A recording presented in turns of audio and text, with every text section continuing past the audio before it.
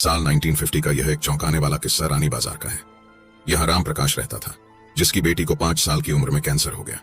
कई डॉक्टरों को दिखाने और इलाज कराने पर भी उसमें किसी तरह का सुधार नजर नहीं आया। होते होते एक रात कैंसर ने उसकी जान ले ली। उस बच्ची की जान रात को करीब 1 बजे गई थी। उसी रात को पास के ही एक गांव की महिला मोहिनी को एक ट्रक ने टक्कर मार दी थी। मोहिनी के परिवार वालों ने पूरी विधि के साथ उसे अंतिम विदाई दी। अब बच्ची के परिवार वाले भी उसे दफनाने के लिए जंगल की तरफ निकले। जंगल जाते समय अचानक से उस लड़की के शरीर में हलचल हुई। सभी हैरान हो गए कि मृत लड़की का शरीर कैसे हिल रहा है। थोड़ी ही देर में लड़की जिंदा हो गई और उसके परिवार वाले खुशी खुशी उसे अपने साथ घर ले आए। किसी को इस बात की भनक नहीं थी कि उस लड़की के अंदर उसी रात ट्रक से टकराने वाली मोहिनी की आत्मा घुस गई थी। बच्ची जब से मौत से लौट कर आई थी, तब से ही उदास और चुपचाप एक कोने में बैठी रहती थी। एक दिन उसकी माँ ने उसे खुद अपने हाथों से खाना खिलाया और मामा के घर लेकर जाने की बात कही। खाना खिलाकर उसे अच्छे से तैयार करके वो उसे अपने मायके ले गई।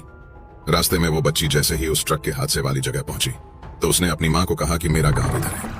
माँ ने उसकी बातों पर बिल्कुल गौर नहीं किया और उस बात को हंसी में टाल दिया। कुछ ही देर में वो अपनी बेटी के मामा यानी अपने भाई के घर पहुंच गई। 1-2 दिन बाद मामा जी के घर के आसपास ही बच्ची के अंदर घुसी मोहिनी को अपनी पड़ोसन सिमरन दिखी। उसने जोर से उसे नाम से पुकारा। सिमरन ने पलट कर देखा तो एक छोटी बच्ची थी। उसे बड़ी हैरानी हुई कि इस लड़की को मेरा नाम कैसे पता है। तभी मोहिनी ने अपने साथ बीती सारी बातें उसे बता दी। उसने कहा कि मेरे परिवार वालों ने मेरी मौत से ही पहले मुझे जला दिया था, इसलिए मेरी आत्मा भटक रही है। उसी दिन इस लड़की की भी मौत हो गई थी तो मैं इसके शरीर में घुस गई। सिमरन ने यह बात अपने गांव जाकर सबको बता दी। पूरे गांव वाले और उसके रिश्तेदार मोहिनी से मिलने के लिए उसी बच्ची के मामा के घर के पास पहुंच गए। उस लड़की के अंदर रह रही मोहिनी की आत्मा ने सबको एक एक करके पहचान लिया। कुछ देर बातें करने के बाद वो अपने परिवार वालों के साथ अपने घर चली गई। अब उस लड़की की मां बच्ची को घर में न देखकर परेशान थी। जब उसे पता चला कि वो कुछ लोगों के साथ दूसरे गांव गई है तो वो उसे बुलाने के लिए चली गई।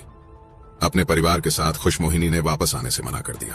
पास के ही लोगों ने उसे समझाया कि तुम्हें दोनों परिवार के साथ रहना चाहिए, इससे सभी को खुशी मिलेगी।